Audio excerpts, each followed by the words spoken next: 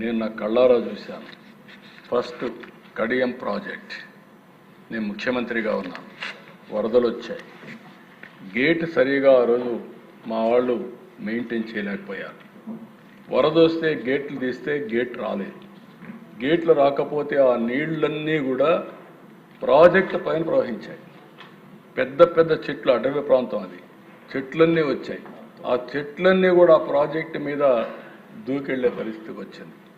అది చూసినప్పుడు నాకు అనిపించింది, ఒక మాన్యువల్ తయారు చేశాం.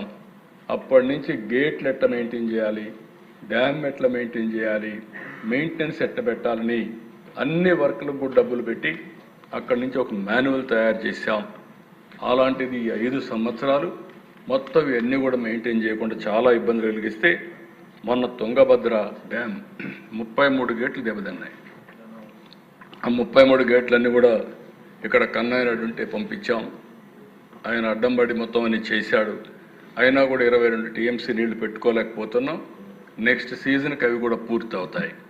ఇంకొక పక్కన శ్రీశైలం డ్యామ్ 204 కోట్లతో స్పిల్వే ప్రొటెక్షన్ కోసం వర్కులకు టెండర్ పిలిచాం. అవి కూడా తొందరలోనే కంప్లీట్ చేస్తాం. ఇంకొక పక్కన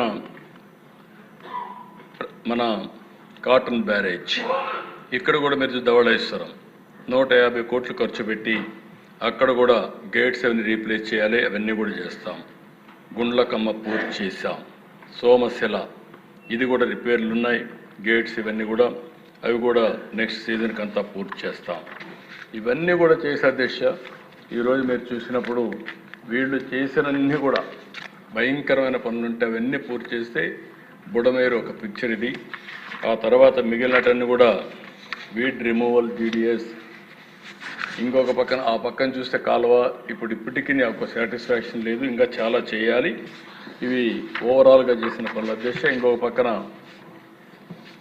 నెక్స్ట్ దీనికంటే ముందు అధ్యక్ష, వీళ్ళు ఏ విధంగా మాట్లాడారో ఒక్క విషయం మీకు చెప్పిన తర్వాత ఈ సబ్జెక్ట్ నేను వెళ్తాను.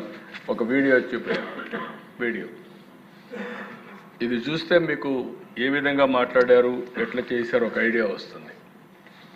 ఇప్పుడు కూడా ఒకటే చెప్తా ఉన్నా, దయ ఉంచి ఇప్పటికైనా ఆలస్యం కాలేదు, దయ ఉంచి ఇప్పటికైనా పట్టిసీమ ప్రాజెక్టును క్యాన్సిల్ చేయండి. అసలు మన పార్టీ స్టాండ్ అన్నది పట్టిసీమ మీద చాలా డీటెయిల్డ్ గా చెప్పాం. దీని మీద 2 రోజులు చర్చ జరిగింది గత అసెంబ్లీలో, సుదీర్ఘంగా చెప్పే పట్టిసీమ గురించి. మేము పట్టిసీమను వ్యతిరేకిస్తున్నాం, ఎందుకు వ్యతిరేకిస్తున్నాం అన్న కారణాలు చెప్పాం. పట్టిసీమను వ్యతిరేకిస్తున్నాం కారణం దీంట్లో పెట్టే అమౌంట్ వేస్ట్. 1600 కోట్ల రూపాయలు పట్టిసీమ మీద పెట్టి నీళ్ల పాలు చేశారు చంద్రబాబు నాయుడు గారు. అధ్యక్ష, ఇవాళ నేను ఒకటి అడుగుతా ఉన్నాను, ఎటువంటి నీటి స్టోరేజ్ కెపాసిటీ లేని పట్టిసీమ ప్రాజెక్టు కడతారు? నేను అడుగుతా ఉన్నాను అధ్యక్ష ఒకటే విషయం, ఏ స్టోరేజ్ కెపాసిటీ లేని పట్టిసీమ ప్రాజెక్టు కట్టారు? పట్టిసీమ ఎత్తిపోతల నుంచి నీటి విడుదల ప్రారంభించారు. 2 పంపుల ద్వారా 700 క్యూసెక్కుల నీటిని పోలవరం కుడి కాలువలోకి వదులుతున్నారు. ప్రాజెక్టు పనులు మొదలైపోయాయి. ప్రాజెక్టు 2021 జూన్ నాటికి కంప్లీట్ చేస్తాము, నీళ్ళు ఇస్తామని కూడా ఖచ్చితంగా చెప్తాము. ప్రాజెక్టు మంచి స్పీడ్లో జరుగుతూ ఉంది. ప్రాజెక్టు బాగా కూడా పనిచేస్తూ ఉంది, బాగా కూడా వర్కులు కూడా జరుగుతూ ఉన్నాయి అధ్యక్ష.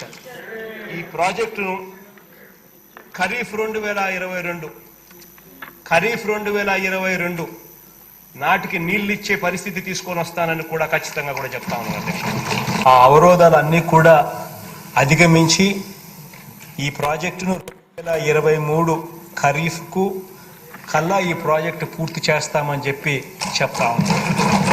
సో ఇవన్నీ కూడా అధిగమించి ఇప్పుడు దేవుని వల్ల కొంచెం గాడిలో పడింది. 2025 ఖరీఫ్ కల్లా ఖచ్చితంగా గోదావరి పోలవరం ప్రాజెక్టు పూర్తి చేసి నీళ్లు కూడా పెట్టే పరిస్థితి వస్తుంది.